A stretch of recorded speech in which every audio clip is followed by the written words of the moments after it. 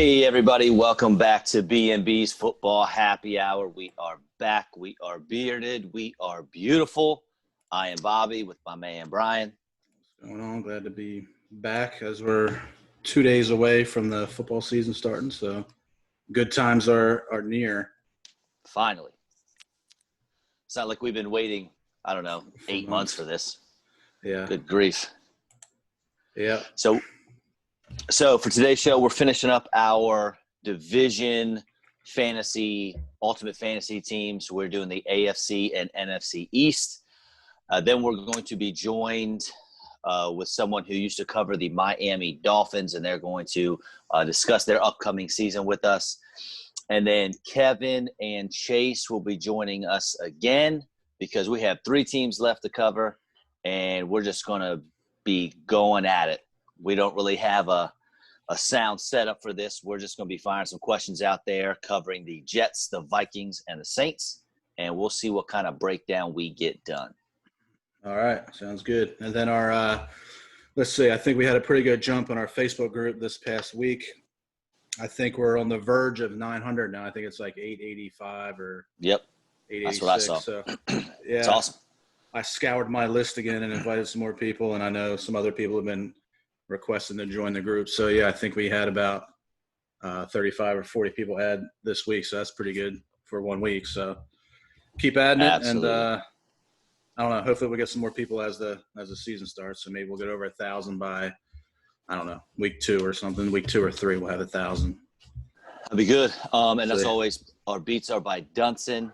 And before we get started here, I do want to say that very excited that tomorrow evening, I guess when you hear this, it'll probably be Wednesday. So Wednesday evening, we are having our very first B&B's Football Happy Hour fantasy draft. And we are going to do our best to record it just as we are now so we can get live updates and breakdowns and ask questions. Why did you do this? Why did you do that? And I think that will be extremely entertaining and a lot of fun for our listeners to see what all of us were thinking, why we were thinking it, why we made the picks we did, all in the moment. So I think that'll be a lot of fun. We're going to take care of that and hopefully be able to post it on Thursday. Yeah, we're going to try to get everybody going on there. That should be pretty good. I think what was the name? Mikey messaged me. He's got 2 drafts going on, so he said he might not be able to join the Zoom. He said he's got one on ESPN and ours on Yahoo, both at 8 o'clock. So I don't know. Zoom might be a little much for him. So I said it doesn't matter. I mean, all right. As long as they can pick his team, I said you're all good. So. Oh yeah. All right, man. Will you doing AFC or NFC first? It's up to you. Pick it. All right, man. Let's lock out the AFC East first. All right. And I'll go. My quarterback, I took Cam Newton. I think there's really only 2 options here. You're either going Cam Newton or you're going Josh Allen. And for me, I think I'm not a Josh Allen guy. We've talked about him a few times. I got to see him be a little more accurate. And I know he gets a lot of points with his legs, especially with the rushing touchdowns. Cam Newton does as well. And Bill Belichick gets the most out of his players. So I think he's going to get the most out of Cam. And if him or Josh Allen, as when the season finishes, as long as they both stay healthy, I think Cam's going to outscore Allen. I had Allen. I don't know. Fred fired me up for the Buffalo Bills. So, I mean, I'm not really sold on either guy. I mean, I'm not high on Cam or Allen. But, yeah, I don't know. Fred fired me up about the Bills. They're like my borderline AFC team here, I guess, now. I don't know. So, yeah, I picked Allen. All right. Wide receivers. This one was rough. They not a whole lot in the well here. I went with Devontae Parker and Julian Edelman. Now, Devontae, I think he's got a shot to be a top 18, maybe top 15 receiver if he can stay healthy and stay on the field, and he can show that connection with Ryan Fitzpatrick that he had last year. Yeah. And Edelman, who else the Patriots going to throw the ball to? Him and James White, that's about all they got.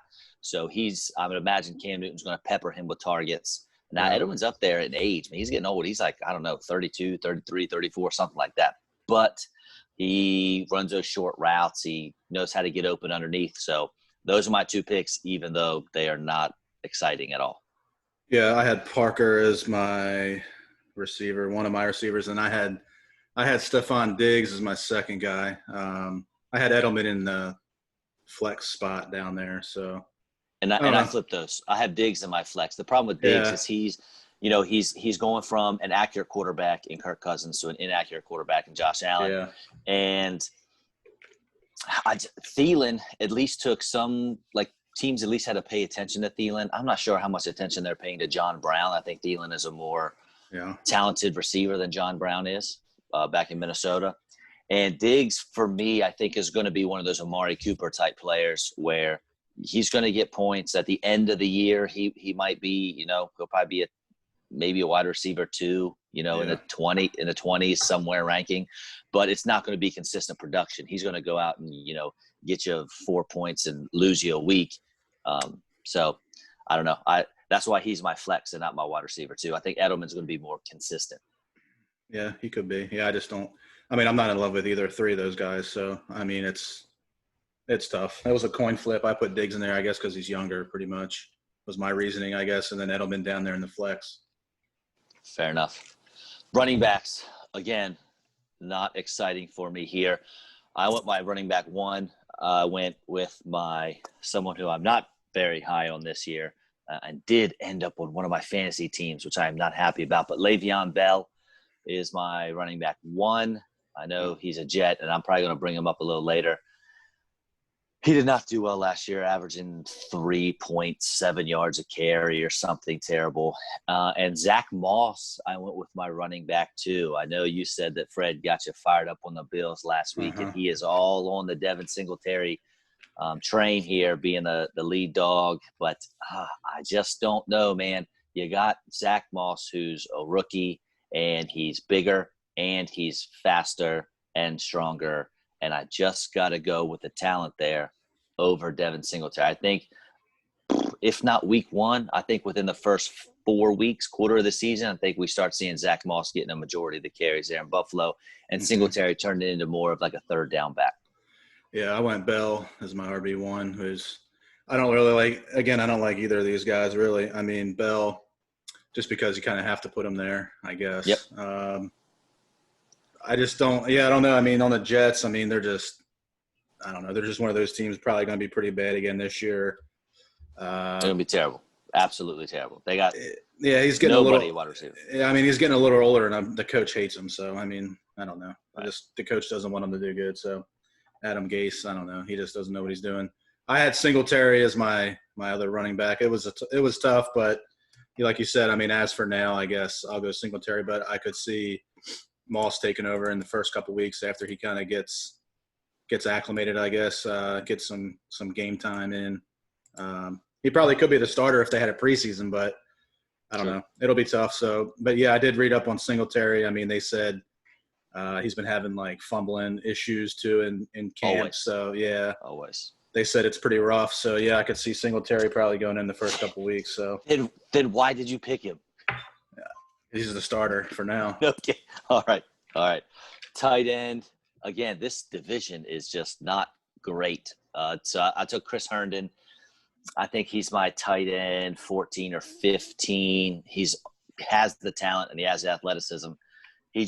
I think last year he was suspended for the first 2 or 4 games, and then we got on the field 16 plays later. He gets hurt and he's out for the year. He's got it in him. Whether he can, make it happen and put it on the field and put it on paper remains to be seen. But I think he's the best tight end in the division. Yeah, it was a toss-up for me. I went with Gesicki from the Dolphins just because he's younger. He might have more upside. And like you said, Herndon has been hurt a little bit. We'll see. I mean, the quarterback could be a big thing down there in Miami. I don't know. I mean, maybe if I know Fitzpatrick's going to start the year, but sounds like you're doing a lot of coin flipping over there. Yeah, I mean, this division pretty much stinks. So I don't really want any of these guys, to be honest. But I mean, Gesicki had 89 targets last year, which was 7th among tight ends. So I mean, he's an athletic freak, but I don't know.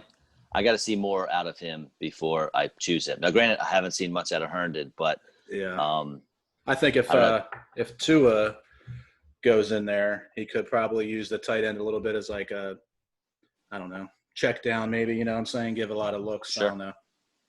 So, I don't know, kind of went that way.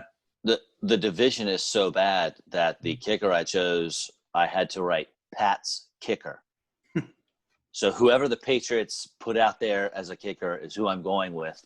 One, because I don't like kickers. But two, because I think they're going to have – it's going to be one of those things where when I'm picking a kicker, I usually want to have a high-profile, fast-paced offense, someone that's going to get a lot of opportunities. But sometimes you kind of want an offense that you think might move the ball a little bit and then stall out. Mm-hmm. So they're forced to kick field goals rather than score touchdowns. And I think that could be the Pats offense this year. I think they're going to be able to move the ball a little bit between the 20s, but, you know, punching in that end zone with the lack of weapons they have at receiver. You know, Edelman moves the ball down the field. They stall out a bunch, kick a bunch of field goals. So we'll see. Pat's kicker is my choice here. Yeah, I didn't know who their kicker was, so I just went with I went with Jason Sanders from the Dolphins, just because he kicks in good weather, and the Dolphins, maybe their offense is a little bit better, so yeah, I could see them being one of those teams that kind of just kicks a lot of field goals, and maybe Tua or Fitzpatrick can get them down there a little bit. I mean, they have Breida. I don't think the Pats have a kicker on their offense right now. I don't think. I don't know. I think they drafted a kicker. I don't know if they kept Roar Wasson or something along those lines. Yeah, but he's not. They said he's not any good. He's shanking kicks to the left and the right. And yeah, I don't know if he's the kicker or not. Nick, but I know Nick Folk was the other one, but I think they put them both on the practice squad or something weird. I don't know. Yeah, I have no idea. I didn't know who their kicker was, so I just went. I figured Dolphins are playing some pretty good weather, and they could be one of those teams that just kicks a ton of field goals this year. So we'll go with them. Yeah, and defense, no brainer. Bills. We talked about them last week. Top 5 defense. So I mean, I don't even think we need to talk about them. No other defenses. I mean, the Patriots were incredible last year, but you know their best player, Dante Hightower. Well, one of their best players, Stephon Gilmore's their best, is opting out, and they're not going to have the Brady offense that's going to stay on the field and keep them off. They're going to be on the field a lot more, I think. But so Bills defense, and I don't think that's. I mean, you took them too, right? Yeah, I got Bills. Yeah, like you said, I mean, Patriots pretty good last year, but I don't think they'll. With some of those guys sitting out, I mean, I think they'll fall out of the top 10 this year for. I think there's a defensive fantasy. Chung opted out as well. Yeah, Chung, Hightower, and I think a couple like defensive linemen maybe or something. I don't know. Rotational guys. Yeah, so I mean they're going to be pretty thin. I can't expect them to do anything like they did last year. So I'll go Bills. All right, lead us through the NFC East. All right, where do you want to start here? NFC East. So this is tough because got my heart involved in this one too. So you got the Eagles hat on. So let's see, NFC East, my quarterback, I'm taking Wentz. I can't take Dak. I'll take Wentz all day. I mean, my reasoning here, I mean, we've talked about Dak before. I mean, this guy, he does put up stats, but I mean, it's against the bad teams. I don't know. I'll take Wentz all day. I mean, Wentz played with like 2 or 3 receivers from the practice squad and Nelson Aguilar, and he still threw for over 4,000 yards, 27 touchdowns. I mean, if he can stay healthy, he does get hurt a lot, but they drafted 3 receivers this year. I know Rager's hurt already, but you got Deshaun coming back. You still have Ertz and Goddard. So I mean, I went Wentz. I can see him and Dak having similar numbers, but I mean, if I got to pick, I stay away from Dak. I'll go Wentz. I went Wentz as well, and if he stays healthy, then I think he's got it in the bag. Mm-hmm. I think the Cowboys are, you know, if they're smart, they really have to lean on that run. I know Mike McCarthy's not known for being a run-first quarterback. Run-first coach. But they need to. I mean, Zeke you could argue he's the best running back in the league. But for Wentz, like you said, he had over 4,000 yards passing, and he's the only quarterback in NFL history, I think, that did not have it, threw for 4,000 yards, but no receiver, had 500 yards receiving, something along those lines. And like you said, 27 touchdowns. I think he only had 6 picks. And again, like you said, he did it with no one. Plus, this year he has hopefully a healthy Miles Sanders, and they're going to use him all season. They really didn't use him too much in the passing game till later on. And they know what they have in Boston Scott, who's also a receiving threat. So those backs are going to help Wentz rack up the yards and hopefully touchdowns. And Wentz isn't – I mean, he's, 2 years away from an MVP season? If he doesn't go down, he's running away with the MVP award in the league. So he's shown that he can do it. Yeah, I had to go Wentz there just because he's my guy. So okay. All right, let's see where we got. Our running backs. I'm gonna go. I mean, this one is pretty easy. I mean, Barkley, I had as whatever 1A, 1B, and then as Zeke. Yep. Both of these guys are studs. I mean, they're both top 2, 3 fantasy picks. I mean, I hate to have them in our division, but these guys are studs. I love watching them. Pretty easy, yeah. I mean, obviously, I want the Giants and Cowboys to lose every game, but I love watching those two guys play. Yeah, I mean, Barkley last year, I mean, he had, 4.6 yards a carry with an offensive line that was garbage. So they drafted who'd they draft? The kid from Georgia, Thomas, I think. So Andrew Thomas. Yeah, they'll get a tackle. I mean, a starting tackle, and then I guess some guys will come back from injury. So line you would think should be better. And like you said, Zeke, I mean, I know McCarthy, like you said, likes to throw the ball around, but when you have a guy like Zeke back there, I mean, it's kind of hard not to feed him the ball. I mean, you don't want him. You don't want him on the sideline complaining and throwing his helmet and doing everything else. So, I mean, I think they're going to feed Zeke. So that was a pretty easy picks there. I got nothing to add to that. Who are your receivers? All right. This one was a little tough. I mean, I picked my first wide receiver one, I picked McLaurin from the Washington football team. Same. Yeah, he was a kid. I mean, this kid came out of nowhere last year. I mean, from Ohio State. He only had 93 targets, but, I mean, his numbers were pretty incredible. I mean, I don't know. I could see him doing pretty good this year, especially with Haskins going into his second year. I could see him having over like 100, 105, 110 targets. So you would think numbers will be around the same or even better. I know they brought in who they draft, Gandy Golden. They got Dontrell, but they said Dontrell he can't like read the playbook or something.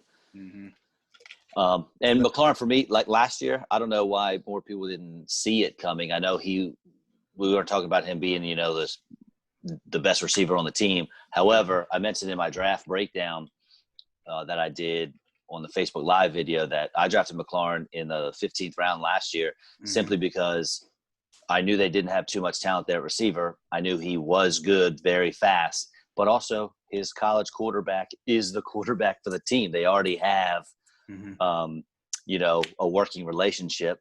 So I kind of saw it coming, but yeah, that's a good call. And then let me see, they go, Scott Turner is the new offensive coordinator there. He was in Carolina. So DJ Moore and Curtis Samuel both had over 105 targets. So, I mean, he's going to feed McLaurin the ball. I mean, Washington's going to be a team. They're going to be down. I mean, they're not going to be that good this year. I don't think so. No, gotcha. You would think they're going to be down in a lot of games, so they're going to be passing the whole negative game script is good for fantasy. They're going to be throwing a rock all 4 quarters, so he can rack up some yards there. Pick up. And for those who don't know, negative game script just means teams losing at the end of the game. So they're playing from behind. They're in the negative. They're just trying to catch up, so they air the ball out a lot.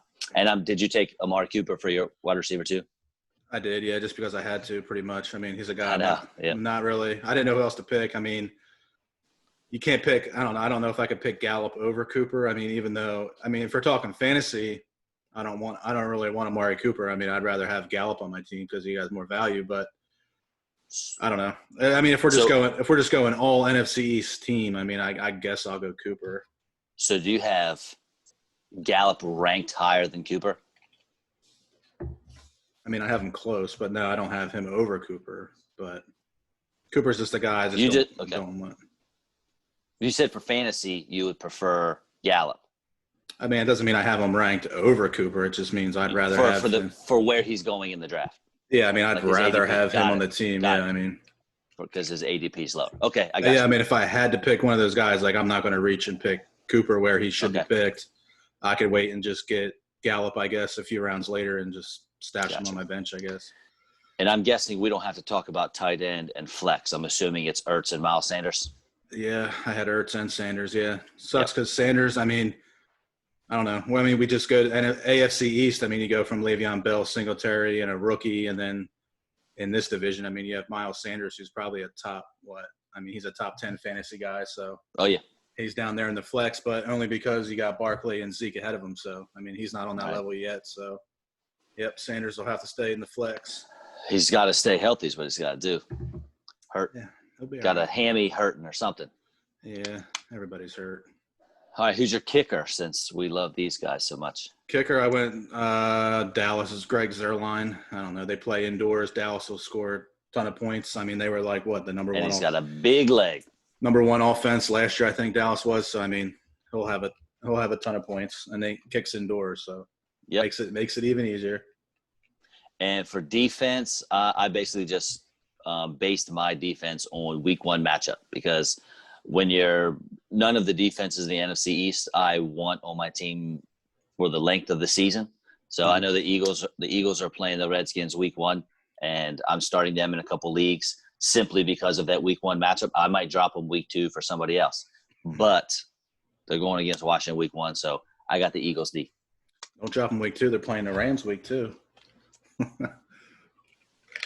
Yeah, I got it. Cooper Kupp and Robert Woods might run all over that secondary. I don't know. Big play Slay might have something to say about that. But yeah, We'll see. I got Eagles as well. I think they made I'm definitely not taking the Giants D or Redskins D. Dallas, what is that? Sean Lee out again for the year. So I mean, he's a big piece. Dallas's defense is pretty decent, but I think the Eagles have bigger pieces. I mean, Fletcher Cox, Darius Slay, McLeod. I saw that Randy Gregory is going to be coming back, I think, week 7 or after week 7 for Dallas. So watch that defense in the second half of the year, because if he comes back and he can play, like he's talented enough to play, then we better watch out for that D. I think they have another injury too. I forget who it is. I know it's Lee, and then there was another. I think it was another defensive lineman's out for the year or something. Well, they had Gerald McCoy. He was out. Yep. And then I thought they had somebody else. I don't know, but I don't know. I think the Eagles got a few playmakers on defense, so yeah, I'll go with Eagles D. But yeah, I don't know if I'm holding on to them the whole year, but yeah, I'll definitely go then week 1. Doubtful. So, all right, there it is. I think we're AFC and NFC East squads. All right, I think we'll roll into our first guest here. Let's bring him on. All right, folks. So we have some bad news and some good news. The bad news is our Miami Dolphins guy could not make it. Unfortunately, you got someone covering the team for 6 years. That would have been great to talk to him. However, the good news is we got Kevin and Chase both with us right now. Both of them have been on the show before, and we're decided, you know what? We're already covering 3 other teams. We might as well throw the Dolphins in as well. So without further ado, I'm going to hit Kevin with this question first. Now, Miami last year was atrocious in the run game. They were last in the league with 349 rushing attempts, and they only averaged 3.3 yards per carry. Their leading rusher was Ryan Fitzpatrick, the quarterback, with a whopping 243 rushing yards and 4 rushing touchdowns. The longest run of the season that the Miami Dolphins team had was 28 yards, and that was by Albert Wilson, a wide receiver. Now they go out they bring in Matt Breida.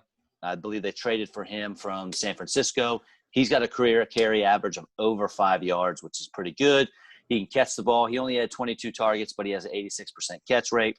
So he's pretty versatile. And obviously his stats would have been better in San Fran, but he's sharing the backfield with half a dozen guys. Jordan Howard they bring in as well. I think he's got the 3rd most rushing yards of anyone in the league since he was a rookie. 1,300 yards his rookie year, 1,100 yards the next year, 900 yards the 3rd year. Last year only played 10 games, only had 500 rushing yards. And he gets a bad rap for not being a good pass catcher. He can catch the ball too. I think besides rookie year, he's got a 71% catch rate. So basically, I want to know, they're only separated by 3 spots in ADP. But I think Jordan Howard's going 34th and Breida's 37th. Who's the guy? Is there a lead guy? Is it really going to be split 50-50 with kind of what ADP is looking like? What do you think, Kevin? If I had to pick somebody now for the long haul, it'd be Breida probably. Definitely start. They say he's the starter. They'll probably be 50-50. They'll go hot hand. I mean, as far as fantasy goes, I'm not touching either one of them unless it's my running back 4 maybe. And And that's about where they're going. It depends who's behind center, too. I really thought early in the summer, I mentioned it before on the site, that Miami was maybe my surprise team. I'm not saying a team that was going to the Super Bowl, but a team who was going to far exceed expectations, just like they did last year. Everybody thought they were going to go 0-16. Well, they ended up winning, 4 or 5 games? 5, I think. Yeah, they're 5, yeah. Great. But if you can't decide on a quarterback and you can't decide on a running back, that hurts both positions. We love Fitzmagic. The He'll go out wonder. there gangbusters one week, and then he goes out and throws up a dud the next. So you got to listen to Chase's live earlier, man. I know you had Breida as one of your sleeper guys. Yeah, I was watching it earlier in my office there, and you were throwing out some good stuff on him. Yeah, I mean, Breida is going to be interesting, right? Because he's a big play type, running back. He had some phenomenal big plays over his career, but he's never gotten the main workload. Meanwhile, he's playing with like half a leg, broken elbow, brace on his shoulder, pretty much every injury that you could possibly have. I mean, he is constantly deal with injuries, but he's tough and he plays through it. But anyways, he's a bigger time, big play type running back. And with the schedule this upcoming year and how this team is kind of pieced together over the first year, I kind of like Breida slightly more. However, Jordan Howard should get the red zone work. Now, where Breida gets into murkier water is with the addition of Lynn Bowden, because I do believe they are going to move him into the slot a little more often. However, you still got to be a little concerned that he gets used in the passing down work, third down type situations when it's third and long as a pass catcher out of the backfield. So I like Breida. I have him slightly I think I have him back-to-back rankings wise. I have Breida ahead of Jordan Howard. But I think both are actually really great options as a weekly flex. I mean, if you got 2 flex spots in there, I mean, both those guys should put up fantasy points. I mean, they're not going to be great, but they should be safe for the most part. I would just watch out when it comes to Jordan Howard when he's playing in certain games versus like the Jets, who have a great run defense, the Bills, who have a great run defense, 49ers, who have a great run defense. But with those games, they're not going to see the red zone a lot. Like they're not going to be in the red zone constantly in order to hammer it home. So for me, I'm going to lean Breida. I'm with you, especially in a PPR, because I think Breida's going to get the receptions more so than Howard.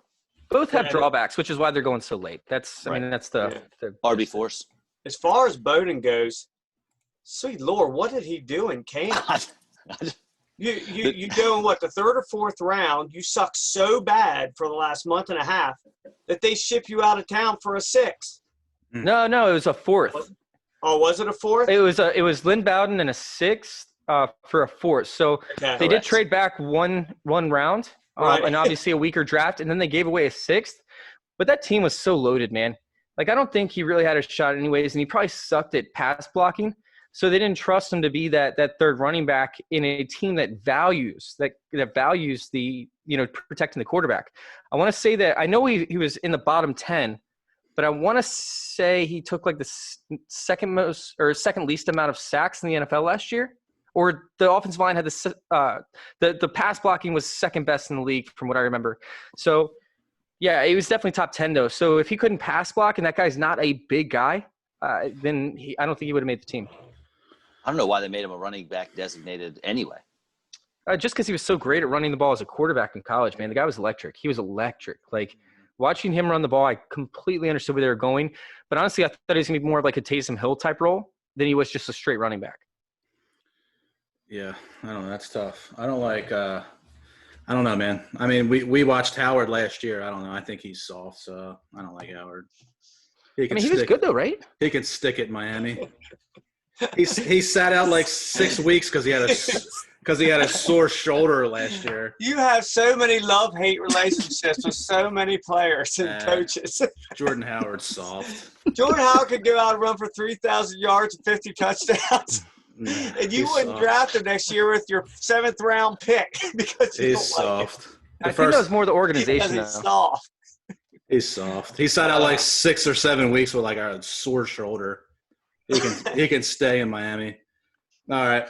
Now look, I don't care who answers this question, but Bobby touched on Fitzpatrick a little bit. He was a leading rusher, 242 yards, whatever that he had. Finished the year with a 5-11. So they draft Tua, who's I don't know. He's probably one of the better quarterbacks in the draft, but I mean, he's got the injury history. So how long before you think Tua gets the job in Miami? Chase, you go first.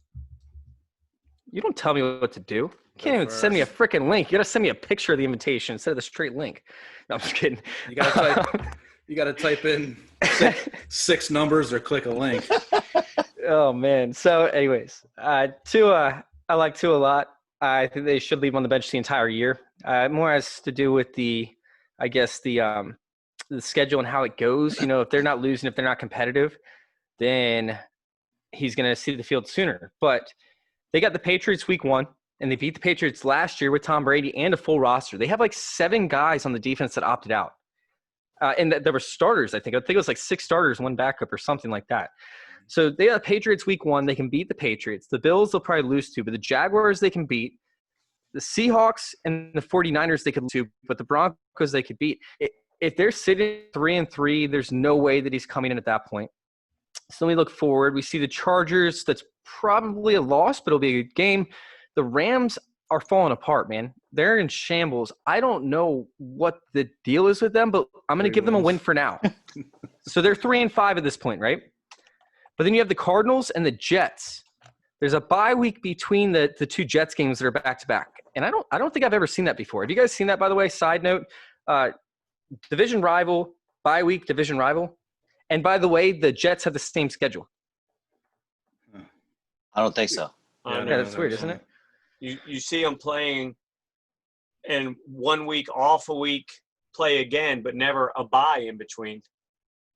Yeah, no. So yeah, and the Jets have the same exact thing happen. So they play against Miami 11-15, then they have a bye week, weird. and then I just saw it today actually. Yeah, I was doing a DFS article when I came across it. Anyway, so if he doesn't take that bye week, which by the way he plays the Cardinals and the Jets, both of those are winnable games, but that could leave him at 5-5 going into the bye. You think the Dolphins beating the Cardinals?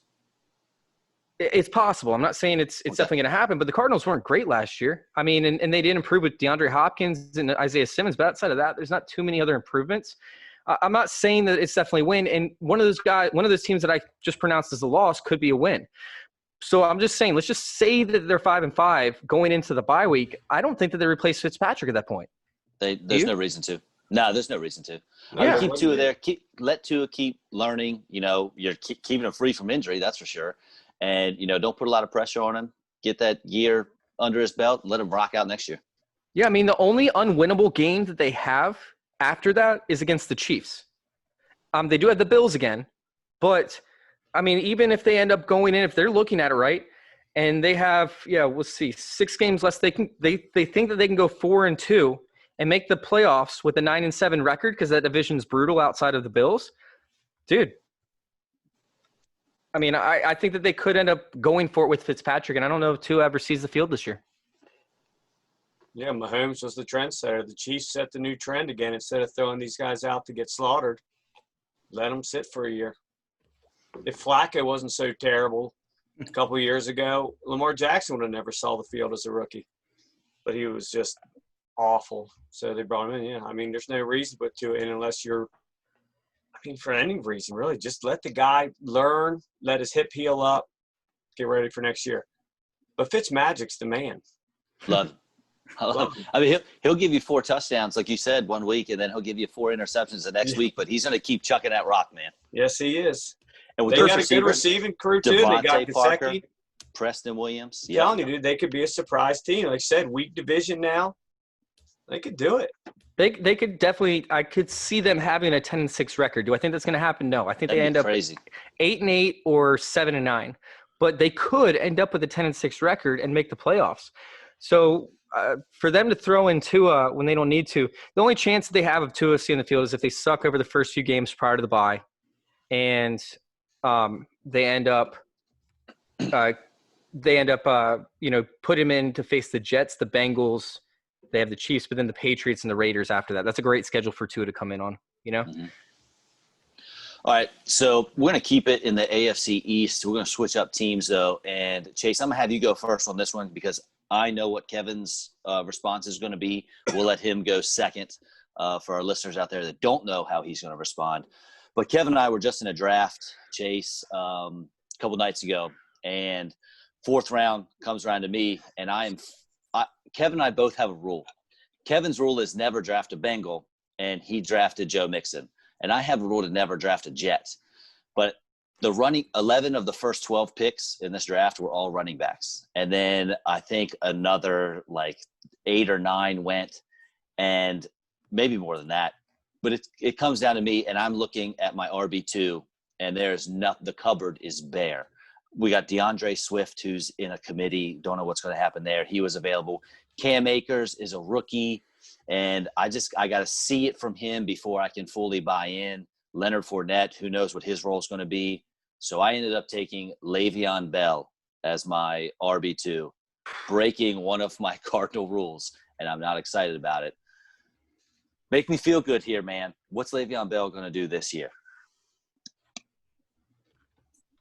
Do you really want me to answer? No, I don't, but go ahead. All right, so here's the deal with Le'Veon Bell. I don't hate Le'Veon Bell. I actually like Le'Veon Bell, the player, and I like that they improved their offensive line. They replaced, I'm pretty sure, every single player on that offensive line. It's 5 new starters. I don't love that, but I like it better than the old offensive lines that they had. Yeah. So, even 5 brand new starters without any chemistry is still better than what they had last year. However, their schedule, let me see if I can catch up with this real quick. Their schedule is brutal this year versus the run. I think they start against the Bills week 1. Bills and Niners to start. Yeah, so right out of the gate, sorry, I've been on like 10 podcasts today, so my stuff is kind of lagging after all this live streaming, but it's coming up right about now. It's just it's not a good schedule, and it scares me off a little bit. Bills, 49ers, the Colts, who are a little bit porous, but the Broncos, who brought in, I believe it was Jarrell Casey or DJ Reader. Was it Jarrell Casey? Okay. Yeah, Casey. They gave up a 7th-round pick for him from Tennessee, which is a different conversation. But yeah, that's an improvement on the defensive line. Obviously, you just talked about the Von Miller news right before we came on. That's crazy to me. That stinks. Break it for us. Oh, man. So if you guys have not been paying attention, like I have not been, these guys over here just informed me that Von Miller did what now? He hurt his ankle and is out for the season or something after just walking on it? Just Kevin walking Schefter. Off the field after practice, walking off the field, and his ankle blew apart. Yeah, that stinks. Season ending. Yeah, Le'Veon Bell, what was Le'Veon Bell's average yards per carry last year? 3.6, 3.7? It was low. Yeah. Yeah, so then he sees the Cardinals, which, could be a good week for him. The Chargers, who are slightly porous, but they got Kenneth Murray, and they improved on their defensive line. Then he's got the Bills again. The Chiefs, who are a little bit porous, don't get me wrong, and the Patriots, who are rebuilding, but the Dolphins, who have an improved team, and the Raiders, who are overall okay, I believe, up against the run. It's not the worst schedule I've ever seen, I guess. I did say brutal, but it wasn't brutal. I just don't trust a rebuilding offensive line and a lot of these different matchups where you've seen these teams together for at least a year or two and can take advantage of inexperience. So, Kevin, you have ripped me on Le'Veon and, already, and rightfully so. However, here's what I'm holding on to. Negative game scripts. They got Frank Gore in there that's probably going to steal some carries, but Frank Gore's not a pass catcher. I'm hoping that the Jets are going to be playing from behind a lot, and Le'Veon Bell's going to be out there catching them passes. Right, Kevin? Right? Well, he might, yeah. Okay. I'll take it. That's good. They will be behind a lot. He is their 3rd down back. He's on the field. But even last year, he just simply had some numbers just from bulk. He's going to be on the field. Right. Mm-hmm. If he keeps dancing around the backfield, though, sooner or later they're going to play Gore. Every beat writer out of Jets camp has said that Gore's look better. Bell looks slow. He's not hitting anything. He's dancing. Gore does what they want him to do. He might only get 4 yards, but it's better than dancing in the backfield and not doing much of anything. That's I got to step in right here because that's complete BS. The offensive system they run is actually built to where they try and find guys to seal off, and he's supposed to be patient and wait until that zone opens up, and then he's supposed to hit that hole. And if the offensive line can't create the yardage that's needed, he's not going to be able to do it. But the offense that Adam Gase runs is very similar to the Steelers' offense, as to where they're supposed to create holes for him as he's patient. But you're not going to see that kind of stuff in training camp. You're not going to see his ability to break tackles and ability to find creases in training camp, because they're not going to be overly physical with each other. They don't want to hurt each other to an extent. So with that being said, yeah, Frank Gore, being a one-cut and uphill runner, it's going to show in training camp that he's going to be way more productive. However, that's not the type of offense that is designed for the running back. All right, best take of the night. I'm going to be just fine with Le'Veon Bell. Brian, hurry up. Ask another question before Bell gets ripped again. Before Kevin chimes in again, he doesn't like it. All right, let's talk some receivers. So they lost Robbie Anderson.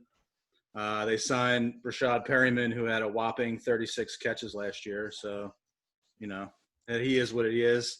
They got Jamison Crowder. They drafted Denzel Mims. So, out of those three guys, who do you think has the most fantasy value out of those three guys? If you had to pick one of them on your team, who are you going to go with? I'm not saying early, but if you had to stash one of these guys, who are you taking? What were the three options one more time? Jamison Crowder, Denzel Mims, or Rashad Perryman? That's an easy one for me. You guys can go ahead. Kevin, who you got? Depends. You talking this year? You talking long term? Let's just go this season. Redraft league this season. This year, I'd take Crowder. I don't know if it's great value. He gets peppered with targets, but he also goes a lot earlier than the other two. Mm-hmm. So he's got the safer floor, I think. Yeah, he likes. Darnold likes throwing to him. They had a good rapport last year. That's who I'd take. Yeah, it's no question for me. It's absolutely Jamison Crowder. Back when things were going great, right? Everybody's in happy land with Sam Darnold. Like, everything was going so smooth. Everything was right, Like, dude, training camp was a blast, and they had preseason. He killed in the preseason. Everything was so great.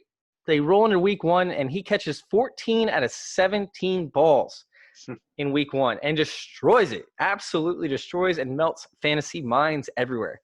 Sam Darnold gets mono, and everything falls apart. He comes back in too soon, doesn't feel comfortable. Offensive line stinks. And, everything just kind of gets thrown out the window. I think that this is the year where Jamison Crowder finally, reaches his peak. And I love Jamison Crowder. I was mad because somebody actually in the league that I'm drafting in, as we do this podcast, he reached a full round and a half ahead and took Jamison Crowder, and I was the next pick, and I was going to do the same thing. Now, and I don't know what round you're talking about, but Crowder's been going like in the anywhere from 8th to 10th round. And normally right there, you're talking about your wide receiver 4, maybe even your wide receiver 5 if you want to have you on wideouts early. And, that's solid value. If he's going to get anywhere from 8 to 12 targets a game, I will take that all day long with my wide receiver 4 or 5. I am trying to track it down. I want to see, it was round 7 is where he got picked, like early round 7. Yep. And so, right, and you said a round and a half early, so we're talking, 8th round, 9th round there. So, yep, perfect. All right, so let's hop over to the NFC now. We're going to go up north to the blustery, cold, frigid winter air of Minnesota and talk about those Vikings. Now, when you look at their team and their depth chart, their wide receiver 1 is going to read Adam Thielen. He's the lead dog there. Justin Jefferson is probably the number 2. I think now they're giving Olabisi Johnson the veteran nod and say he's a starter, but Jefferson's obviously a better player. However, in fantasy, I kind of think that Jefferson is going to emerge as the fantasy wide receiver 1 because Thielen, and I mentioned this in the show earlier, he always played second fiddle to Diggs. Diggs was always taking the number 1 cornerback from opposing defenses, leaving Thielen with the number 2 guy. And Thielen can get open going against second-tier NFL talent. But now teams are probably going to put their number 1 corner on Thielen, and I don't think he has the raw physical abilities to make it happen when he is the focal point of the offense. So I think in a fantasy perspective, Justin Jefferson is going to get more targets from Kirk Cousins. Thielen's not going to be the one getting open underneath. I actually think it's going to be Justin Jefferson. What are your thoughts, Chase? I personally think that Adam Thielen was always the alpha in that offense. And although he wasn't able to get double covered, I mean, it's going to be tough. I mean, Gary Kubiak, who's taken over as the offensive coordinator, he was the offensive advisor last year with Stefanski in his first year of play calling. He loves the play action fake. His career average, he called plays for 11 years, and his career average was 72.8, I believe, red zone passing attempts per game, in which he utilized the play action fake almost, the whole time.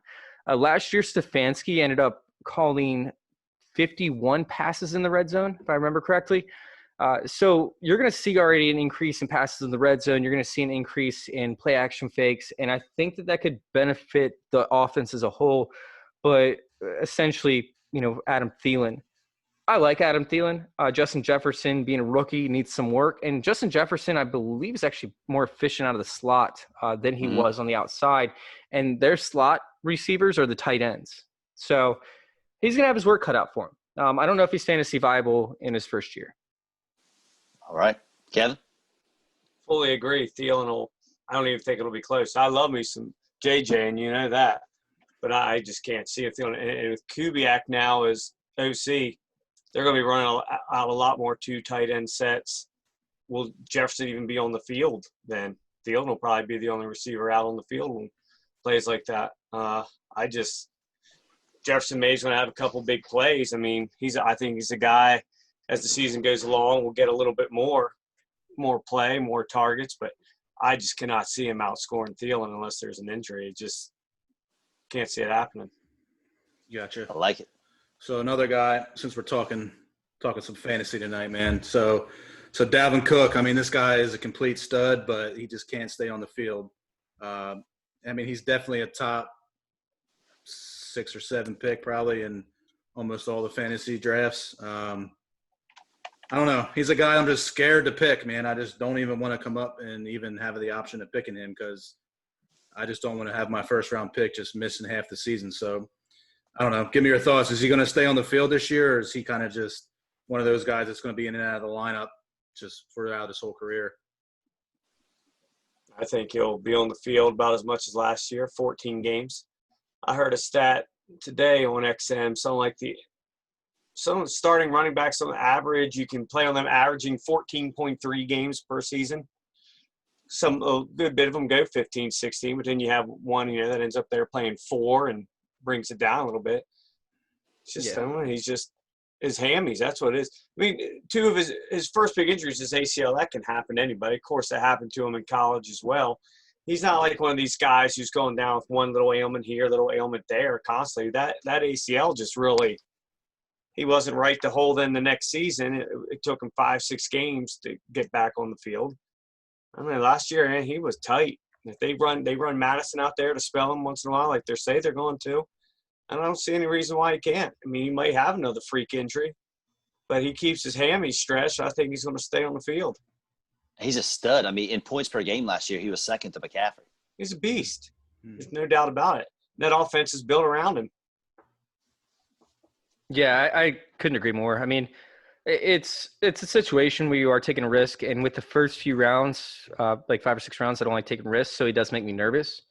In fact, the only running back that I'm probably taking less than him in the first round, or that is a first round ADP, is Clyde Edwards-Helaire, because it just doesn't make any sense to me. But boy. Oh God, we can go into that all day. No, so I do think that he's going to end up getting plenty of work. I think the offense overall is probably going to be more efficient versus like grind it out with Gary Kubiak as the offense coordinator there. Gary Kubiak's an absolute genius as an offensive coordinator. He's not a great head coach, but he's a great, great, great offensive coordinator.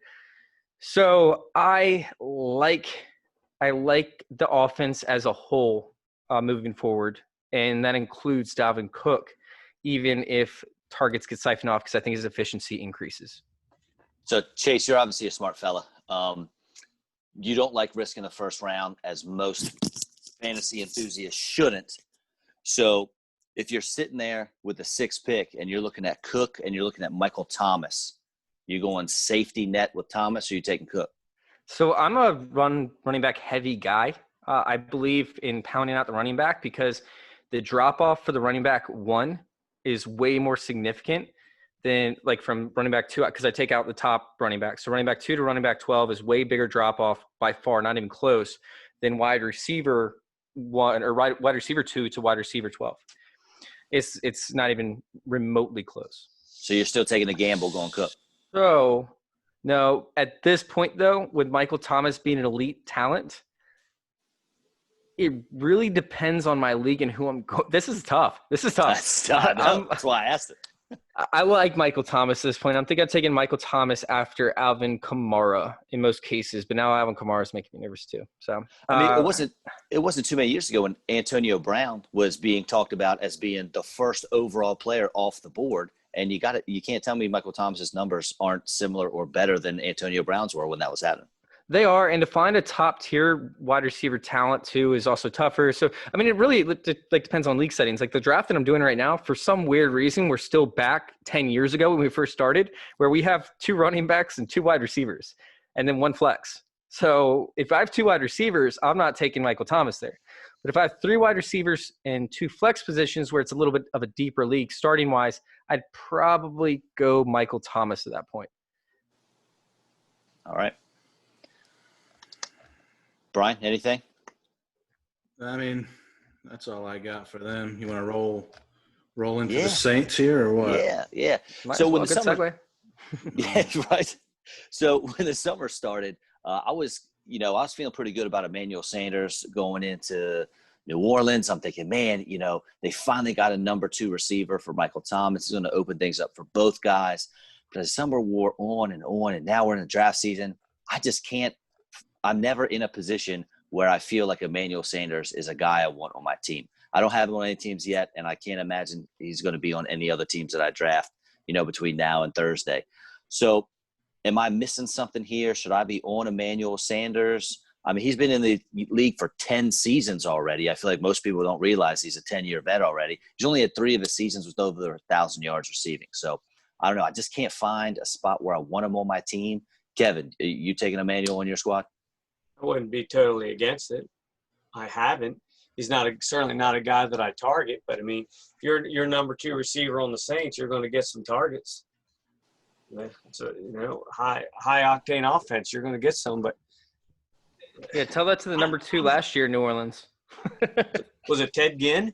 Who knows? Because they weren't relevant. Yeah, I guess they didn't throw to him all the time. Yeah, I mean, Emmanuel Sanders is not a guy who I'm inspired to pick. This is a guy in the 11th round that I'm really targeting. He's a guy that if he falls to you, you're looking for a guy who might get a few catches. Roll the dice on him. I mean, how many targets do they have to go around? Because Thomas is going to get 150, 160 or more, and Alvin Kamara ends up with 80 catches a year every year, so he's probably getting 100 targets. I mean, I don't know how many he's going to be going to. Yeah, I don't know how many targets going to be going to Manuel. Yeah, I'm not on board with this one. If I'm taking any wide receiver outside of Michael, or any receiver as a whole outside pass catcher outside of Michael Thomas, I'm taking Tre'Quan Smith just because of the camp reviews from Drew Brees. But going back and looking at it, I mean, I'm looking at Emmanuel Sanders last year, and he was okay after going to the 49ers, and they didn't pass a ton. But, I mean, he wasn't great by any measure. Like, I'm looking at his efficiency right now. He had, 1-2 good games. He actually had one against the Saints, which would make sense as to why they signed him. He had 150 yards. But, I mean, when are you going to – would you have started Emmanuel Sanders for the 49ers against the Saints? When are you going to feel comfortable doing that? And I have over here pulled up. I mean, yeah, Ted Ginn Jr. Michael Thomas played 1,012 snaps. Ted Ginn Jr. played 652, and then Tre'Quan Smith played 505.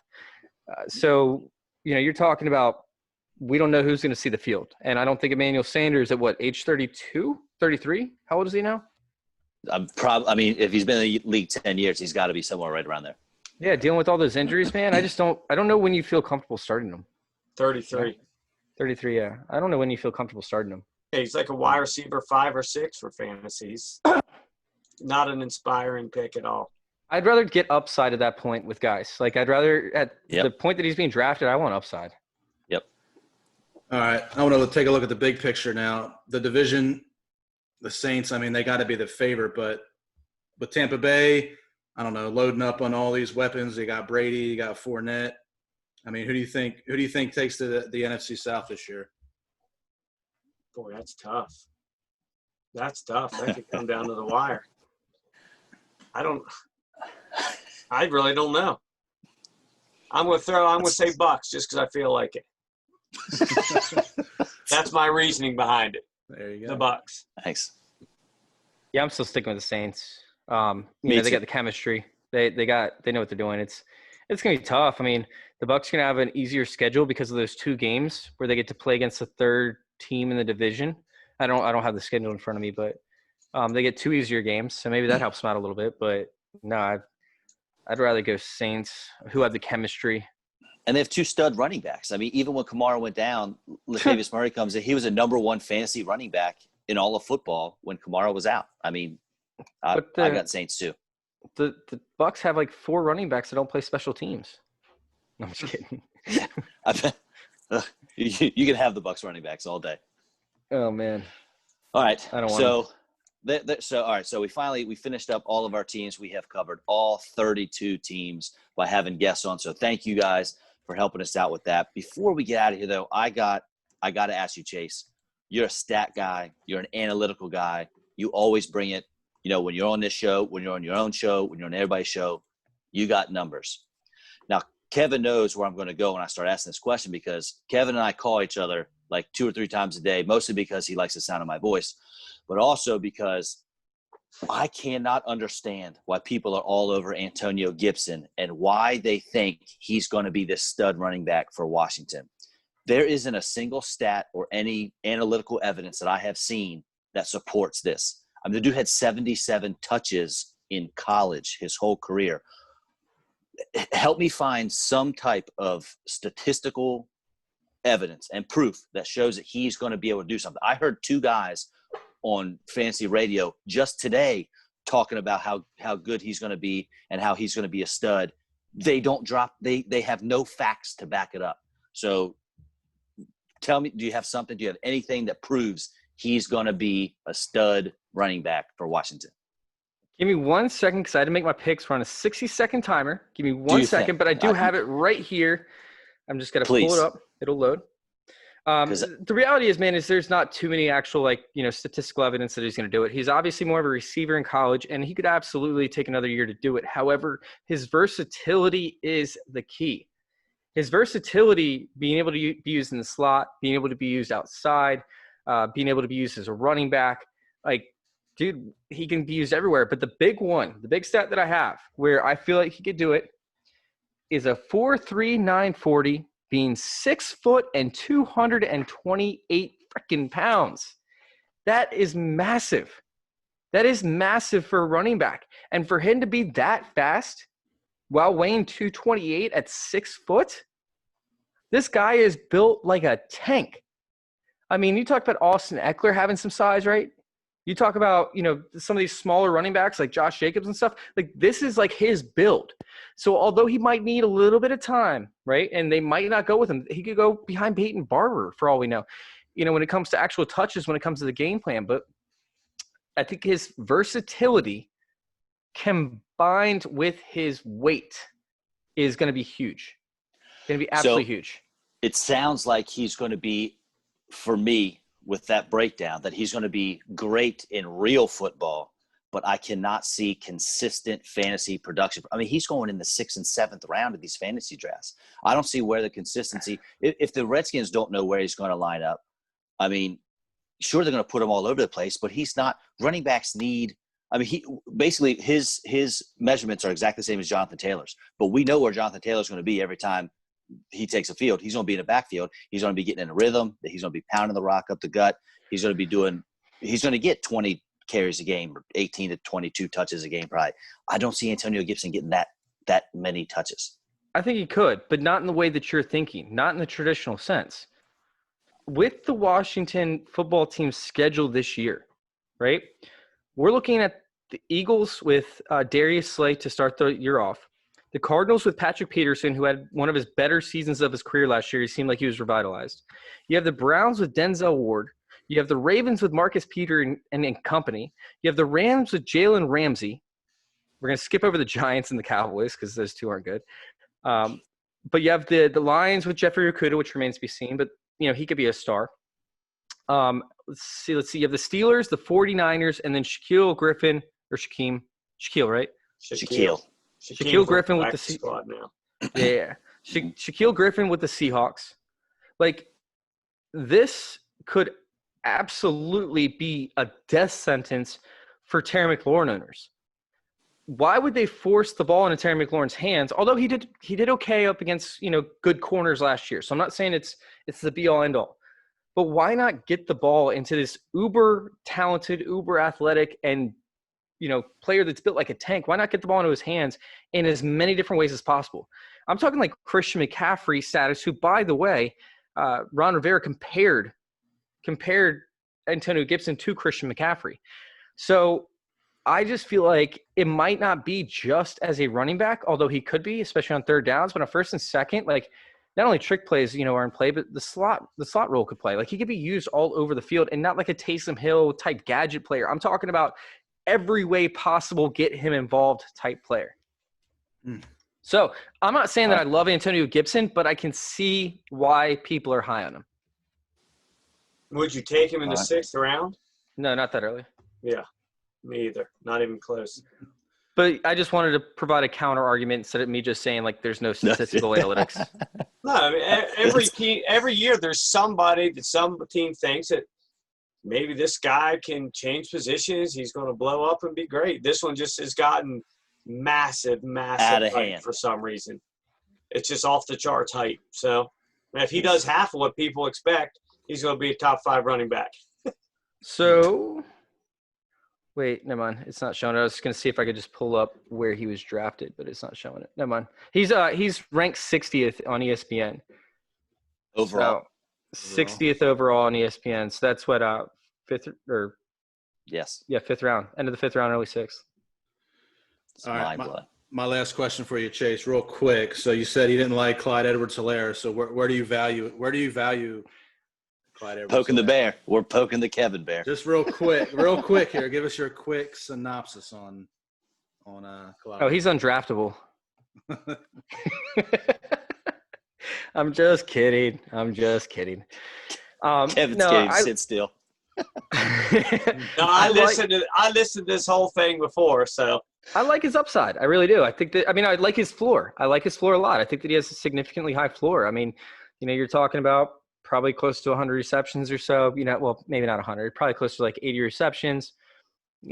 800 rushing yards, something along those lines, which puts him right around Austin Eckler's level. And I would rather have the proven talent of Austin Eckler towards this second half of the second round in most cases.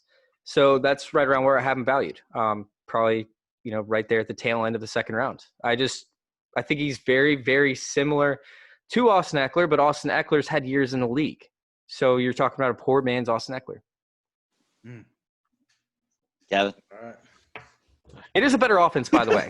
You know how I feel. I think he's just going to roll in there and beat Kareem Hunt Jr. And I can't wait because I was right on him too. RB1. Can't wait. All right, folks. Seriously, Kevin and Chase, thank you so much for hopping on here, finishing out this preview for us. I'm sure we'll have you all on again as the season rolls on. For sure. Yeah. Sounds good, guys. Thanks, guys. Yep. See you later. Yeah, if y'all are on, if you guys are on Twitter, make sure you guys give me a follow, ff_intervention. And if you guys know any kids that have special needs, please make sure you reach out to @SomeYards. We need one more player to make this happen. I have spots open for 2, and if you have a group, I have enough open for 10.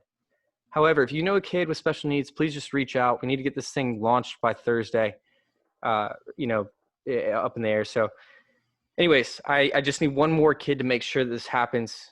Just reach out to SomeYards are better than No Yards on Facebook and @SomeYards on Twitter. Send me an email, it's someyards@yahoo.com. Let's get this thing up and rolling. Yes, please. All right, Please. Sounds good. All right, guys. All right, folks. All right. Later, Have a good one, fellas. See ya. See ya. All right. Another interesting night with those two guys. Having them both on at once was pretty good.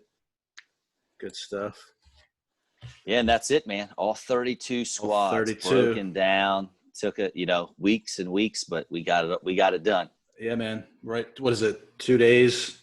2 Oh, yeah. days before the first game. So, yeah, we had to cram in a few extra teams tonight because we had on some special guests throughout our young tenure here. So, and again, I think we have I don't want to drop any names, but we're working on a few guys I'm sure people would like hearing from. So we're going to try to sync one of them being – yep, go ahead. I was going to say we're just trying to – I got some been talking to one guy, and I got some clearance on a guy who's a college football coach now, who's a former NFL guy. The media person there said he's able to do whatever he wants to do. So we're just kind of waiting to sync up our schedules with those two guys. So hopefully maybe we can have one of them on next week. So we'll see what happens. One of those would be a former Pro Bowler. One of them would be a former All-Pro. Okay. So, yeah. And then we got two other big guys in the fantasy world. One of them may be a fairly big producer on a fantasy channel. Another one is in the trenches as a fantasy analyst. So hopefully we'll, the next couple of weeks get some of those awesome guests on. Yeah, for sure. And I also, I know me and you had spoke. I had followed a guy on Facebook who's big into daily fantasy, and he reached out to me, said he was busy this weekend, ready for week 1, but he said he could probably hop on somewhere between week 2 and 3. So yeah, maybe in the next 2 or 3 weeks we can have him on and maybe talk a little more daily fantasy, I guess, for those guys who play DraftKings and all that other stuff. So and hopefully we'll follow along with the first ever B&B's Football Happy Hour fantasy draft tomorrow. Wednesday, I should say. Wednesday night. It's going down at 8:00. We're going to do our best to make sure it's a recorded Zoom draft, and we're going to break it down live as it's happening and then be able to post it for your viewing pleasure. Yep, sounds good. So, yeah, drafts happening tomorrow, whether we're live or not on Zoom.